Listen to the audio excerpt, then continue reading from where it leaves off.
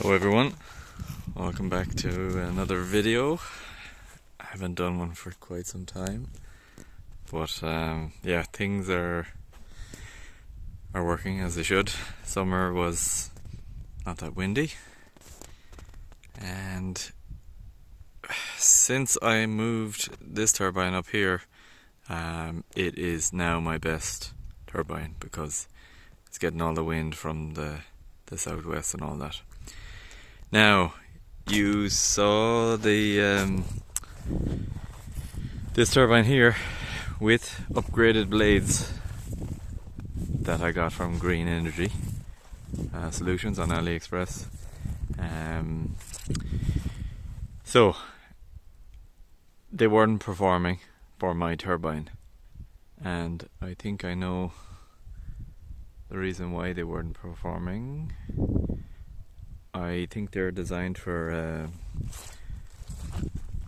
a turbine or a coil, copper coil or stator, whatever you want to call it, for a lower RPM basically than what I currently have. So I changed the magnets back.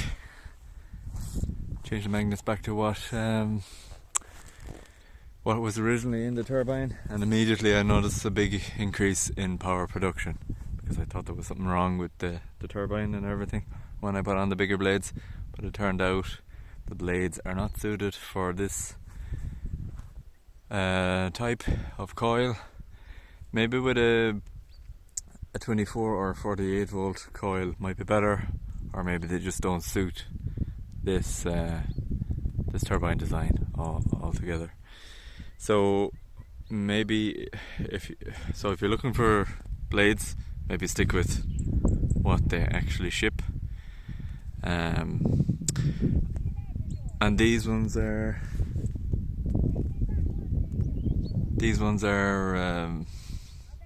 maybe 650 millimeters. These are the original ones, and these are the 750s on the 2400s.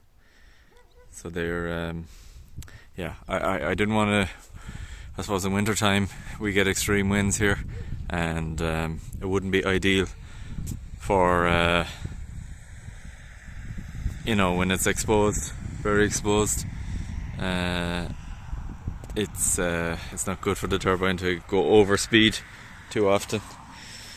So that's where I'm at. So the original magnets back in that one, original blades. I couldn't use the newer magnets with this hub design because it just wouldn't work. So it's back on the original, basically as it was when I bought the turbine. And I was worried about wiring loss, because I use 4mm squared 3-core, and basically down to that white building down there, that's where my run is, and I noticed literally zero I suppose voltage drop or power loss. The turbine has done over 700 watt in big peaks, and yeah, it's absolutely non-existent for this turbine design. And then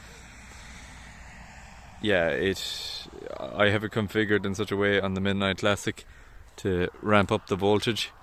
So the voltage gets higher, obviously your DC power loss or your AC power loss is less on that type of cable.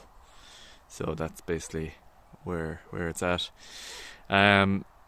If this ever gets burnt out, I'll probably change it for like a 24 volt or 48 volt, because my Classic 250, the Midnight Classic 250, obviously it can do 250 volts, which is quite useful, especially for long wiring runs.